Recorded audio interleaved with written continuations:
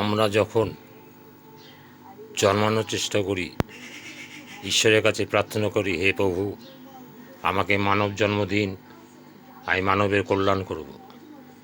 জন্ম নেওয়ার পরে প্রথমেই মায়ের বুকের দুধ খেয়ে মাকেই লাথি মারছি, বেইমানি শুরু হলো। তারপর আস্তে আস্তে যখন বড় হলো, শিশু থেকে বড় হলো, তখন সে মত্ত হয়ে পড়ল নিজেকে নিয়ে। ঈশ্বরের চিন্তাভাবনা তখন আর নাই। যে কয়াল করে আমরা এসেছি, জন্মগ্রহণ করেছি, যে আমি তোমাকে নিয়ে থাকবো, তোমার নাম করব, হে প্রভু আমাকে মানব জন্ম দাও, আমরা সেটা ভুলে যাই।